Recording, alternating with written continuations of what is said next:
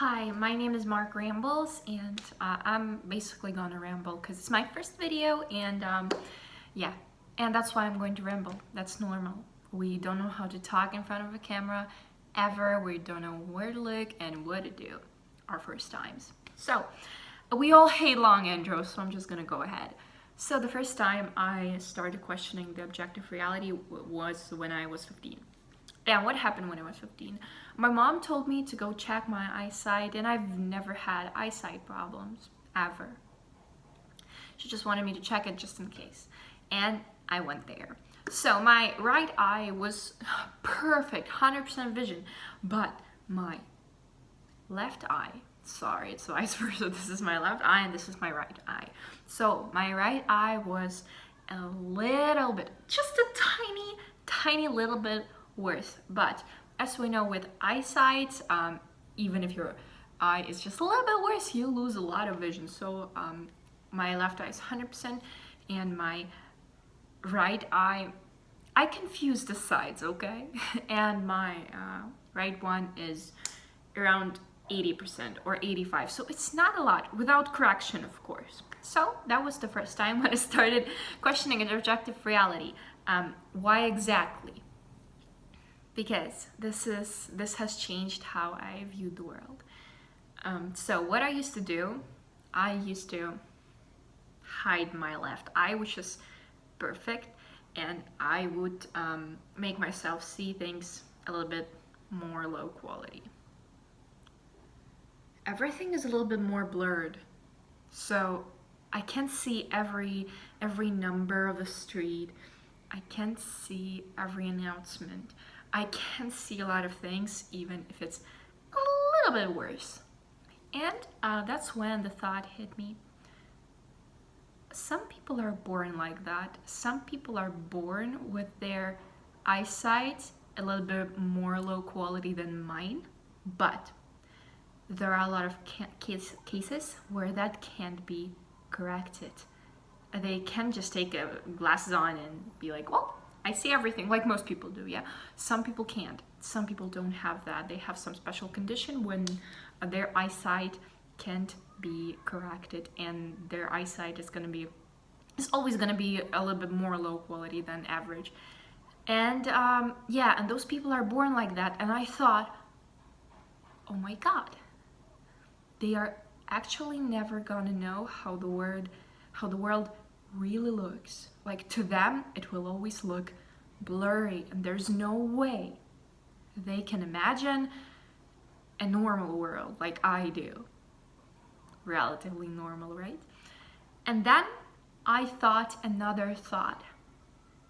Some people are born blind, and they have no idea what sight is. They hear the thing all the time. They hear this all the time, like, yeah, like, did you see this? Did you see that? Did you see this? Did you see that? Color this, color that, red, yellow, white, blue, everything. But the next thought I had, can you really explain a blind person what a color is? And I started thinking about it more and more and more and more. And I came to the conclusion that no, I can't really define a color. No, I just can't. I mean, scientifically, yes, you can. It's like the spectrum of light, blah, blah, blah, something happens to this whole thing, right? But the blind person will never understand this, ever. Just try to imagine, how can you explain color to a blind person? And you'll be like, it's well, it is like well, you just yeah, I couldn't come up to this, and 4 years passed since then. I'm 19 and I still can't do this. Why can't I do this? Because this is impossible. If you don't have those sensory organs to percept what color is, and you've never had them, you've never experienced color, there's no way I personally can explain it to you as a sighted person, as a color-sighted person or something, right? And then I started thinking about all the species. like animals. There are some animals that just don't have eyesight at all, right? And wow, they perceive the world differently. They perceive the world differently. How exactly do they do this? Started wondering. Then there are a lot of species, a lot of animals which have far more developed eyes than ours. How do they experience eyesight? Very interesting, right? Some species see more colors than us. And then I started wondering, can I come up with a new color? Can I make up a new color? Try to make up a new color. It's either a mix of colors you have already seen or nothing else, basically. Yeah, you can't come up with a color. But those species know so much more. Interesting, right? Or for example, eagles. So our distance sight is limited. There are a lot of short-sighted people that have this kind of thing, very limited. But eagles, oh my God, they can see miles away, kilometers away. How do they perceive the world? Wow, right? Then I started wondering, another thought, right? There are some species that have other sensory organs, right?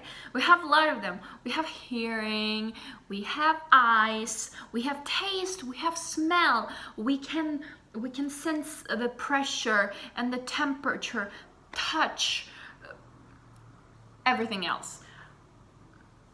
But echolocation, we don't have echolocation. Dolphins do, whales do. How do they experience that? I mean, we can know what that is theoretically, but our brain doesn't have the structure to perceive how it feels. A lot of thoughts, right? And then, after a while, maybe I was around 16 or 17, I started getting into more of what the physics were, and I started learning the hearing system. So how our ear functions and the physics of sound. And I got to know that sound is basically not sound. It's basically just the air moving. The air moving, right? It's movement of the air. We just shake the air, it does movement, reaches our ear, and those, how do I call it? Those shakes, this collision, it brings the impulse to our brain and we hear sounds. But to us, this feels like sound. To us, this is sound and we know how it sounds. But can you explain to a deaf person what sound is? Because subjectively, it's not even the sound, it's the air wobbling and our specific structures reacting to the air wobbling. Can you imagine that?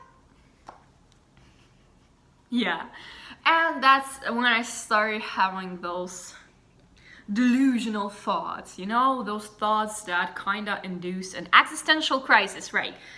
And I was thinking a lot about sensory systems. So you can't explain a person born blind what color is, what sight is, what light is, right? You can't explain to a born deaf person what sound is, what music is, what speech is. Yeah, they probably constantly see people moving their mouths. It's like not even understanding anything. Yeah, and actually I saw a couple of deaf people. I know in my city we have a lot of deaf people, and they make strange sounds themselves, right? Because they don't hear them, and it's very strange because they be like showing signs of like, ugh. But that's all right, no judging, of course. Yeah, and Alice train of thought. Okay, you can't explain a deaf-born person what sound is. And then I started thinking. Another thought came out. What if there are some ghosts or aliens or other creatures walking right now on this planet in my dimension, sitting right here on my lap, But I don't have the sensory organs to sense them, you know, because I've never had that. I never had a special department, a special area of my brain developed to sense those creatures. We don't even have the name for this sense because we don't know about it existing. Just like the deaf person doesn't know about sound existing. Just like the blind person doesn't know about color existing. The same way I don't know about those creatures on my lap existing right here. Good creature. Interesting. Interesting. Yes. I am very difficult to communicate to sometimes because I am a very deep thought person. I can just talk to people, I don't know, discuss ways and make fun of that specific girl, right? I'm always in this deep thought. I'm always inducing an existential crisis in people. I'm always so psychology and analytics and philosophy. And yeah, but if you like this, you'll like me, because I'm like that. And I am here to be a smart person you can talk to when you're bored. Because I find it hard finding people like me, and I hope somebody like me finds me. This was Mark Rambles, and this was a kind of short story where I started questioning objective reality. Is objective reality that objective? Because I find it totally subjective, filtered through my sensory systems. It is like that. It is so scientific you can't deny it. Bye.